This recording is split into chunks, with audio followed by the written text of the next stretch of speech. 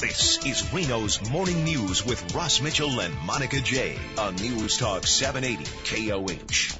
KOH News Time, 8:32. I'm Monica J. And I'm Ross Mitchell. And joining us on Reno's Morning News, we have some very special guests. We have a local artist, and we have a PhD. Ooh, a real fun.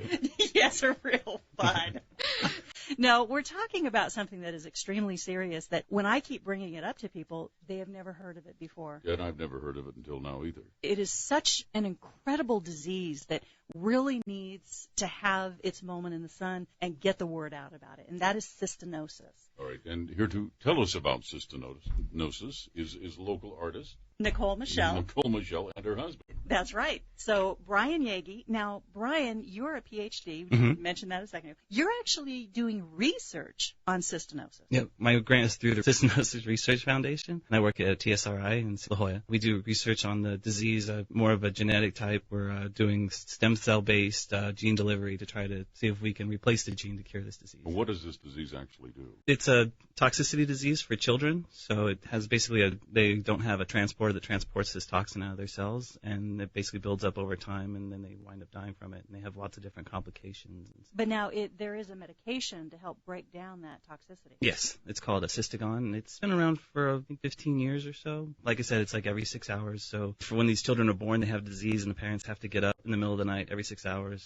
press the alarm. And well, how did you pick this particular disease as the focus of your research? Actually, it just kind of came around to just kind of happen. I did different research my whole life, and then this opportunity came up, and I just took it. Seemed like a worthy thing to study. And being a dad, anything with kids. Sure. So are we making progress? I say we. Are you making progress? Yeah, actually, we've shown that by replacing the gene, we can replace the gene using stem cells, that we can dramatically increase the lifespan, at least of the animals that we've been testing. So we're hoping to be able to translate this. Now, there's a lot of parents out there, and now we've just scared them to death thinking of babies or something like that. What are some of the signs that you're going to start noticing if your child does have cystinosis, and when does it start? Can it start in babies and infants? As soon as they're born. I mean, it's not like something that you will notice symptoms for or anything else. I mean, you're pretty much a few months after you're born, the doctor will be able to notice signs in your child that they're sick, and as they slowly progress, it just kind of gets worse from there. How do those symptoms manifest? The children are very pale. They have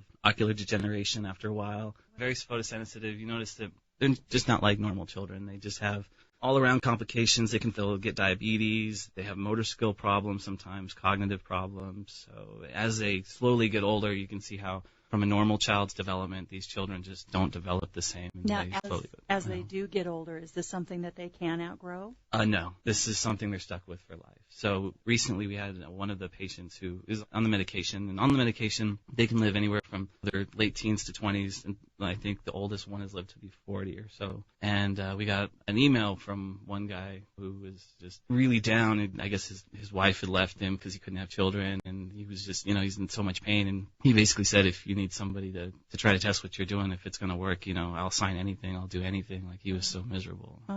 It's kind of heartbreaking. So with most of these patients not living much past their 20s, they don't usually grow up and have children, so wouldn't this eventually kind of die out rather than being passed on from generation to generation, or how does that work? No, it's a recessive gene, so basically if two of your parents just happen to have it, you got a 25% chance that one of your kids is going to wind up with it. And we need to raise money for the Cystinosis Foundation, so that's where Nicole Michelle comes in, and there's a special art showing at the Waterfall tomorrow night, this Friday. Yes, Friday night, yes. So we're very excited. Now, the proceeds from this will go to the Cystinosis Foundation? All our sales and the art sales, the percentage of that goes to Cystinosis, and then I'll be raffling off a signed print, and everything goes to Cystinosis. All right. Have to buy me some early tickets for that one. Now, when you're doing the show, this is actually special because you've worked this entire collection around children. Yes, so this is completely new for me, and I really enjoyed it. It was inspired by Brian's work, and I just wanted to do my part to see if I could help out. So it's really geared towards children, artwork that you'd hang in a child's room. I did include one piece that is kind of a transition piece. I brought it because I started it in Long Beach at a showing that was out to the public, and a little girl came up to me and was insisting that I was painting her. And it was just really touching. So I wanted to make sure that I brought that one too. So. Should have said, yes, I am. Tell your mommy to buy this. So if you would like to help the Cystinosis Foundation and find advancements in this horrible disease, the waterfall tomorrow night, what time does it start? It starts at 8 o'clock and goes till 11, and it's at 134 West 2nd Street. And how much are the tickets? The raffle tickets are $5 for one or $5 for 20, and we'll be selling them there. And if you can contact the waterfall if you'd like to get them ahead of time. Thank you so much for coming in you. and continued success with your research, and hopefully we can get something taken care of about this. Nicole, Michelle, thank you so much for being our guest today, and Brian Yagi, continue on. Doctor. I'm sorry, Dr. Yagi, continued success with your research. Thank you. On air, online, on demand. News Talk 780 KOH.